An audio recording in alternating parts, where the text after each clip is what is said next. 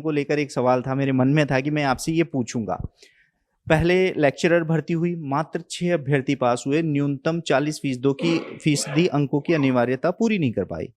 और बीते दिन जो गृह विभाग की भर्ती थी उसमें 181 पदों पर महज 4 अभ्यर्थी ही सेलेक्ट हो पाए। सर, क्या इसे गिरता हुआ स्तर माने कि 40% अनिवार्यता जो योग्यता है वो नहीं ला पा रहे हैं? बिल्कुल सही फरमाया आपने।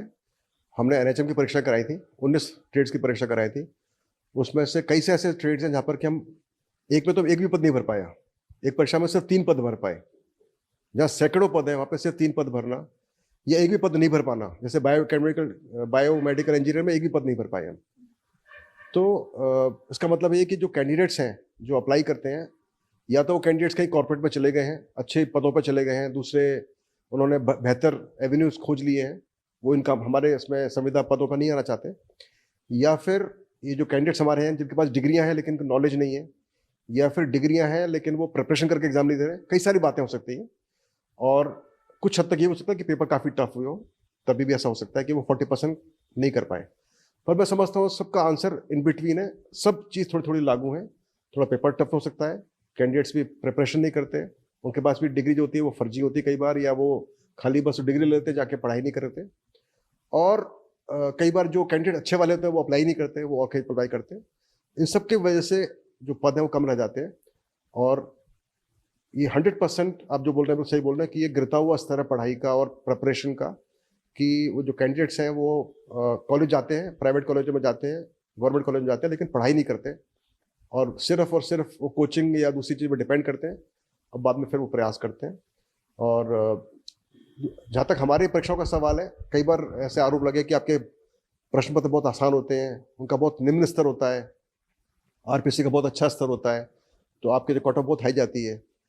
अब हमको देखना पड़ता है कि हम चाहते हैं जो हमारे कैंडिडेट्स हैं उसमें बहुत ही बड़े नंबर हमारे वंचित वर्ग के होते हैं, जैसे कि एससी एसटी के, हमारे टीएसपी क्षेत्र जो होता है, हमारा जो शहरिया क्षेत्र होता है।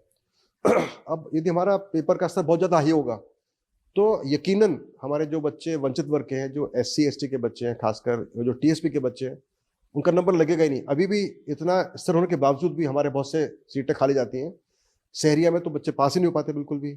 वंचित वर्ग जो हमारा टीएसपी का क्षेत्र है वहाँ से बहुत कम बच्चे पास होते हैं, मतलब जितने पोस्ट होते उससे कम बच्चे क्वालिफाई हो पाते हैं। तो यदि हमारा पेपर बहुत टफ हो गया तो शायद ये भी उनके लिए और भी मुश्किल हो जाएगा। तो हम प्रयास करते हैं कि हमारा पेपर मॉडरेट सा रहे, ताकि उसमें, क्योंकि पेपर कैसा भी हो, आसान हो डिफिकल्ट हो कैसा भी हो, खासकर जब आसान होगा तो जो सीटें पूरी भरेंगी।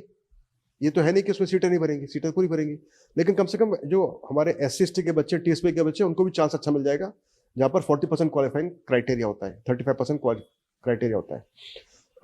अगला बात होता है कि बच्चे बोलते साहब इसमें आपने सबको बराबर कर दिया, गधा घोड़ा बराबर कर दिया, ऐसे बोलते हैं कुछ, है ना। अब मैं समझता हूँ कि यदि पेपर आसान है एक नॉर्मल आदमी के लिए, तो जो बच्चा तैयारी कर रहा है पिछले 5 साल उसके लिए और भी आसान हो गया। उसके बावजूद भी वो बच्चा जो तैयारी कर रहा है 5 साल से, उसका नंबर नहीं आ पाया, तो वो उसकी गलती है, वो दूसरे बच्चे की गलती नहीं है। तो मैं समझता हूँ कि पेपर आसान हो डिफिकल्ट हो कैसा भी हो, जो तैयारी करता है उसके नंबर ज़्यादा आने चाहिए, जो तैयारी नहीं करता उसके नंबर कम आने चाहिए। तो ये गलत बात है कि सबके लिए बराबर कर दिया, ऐसा नहीं समझता मैं।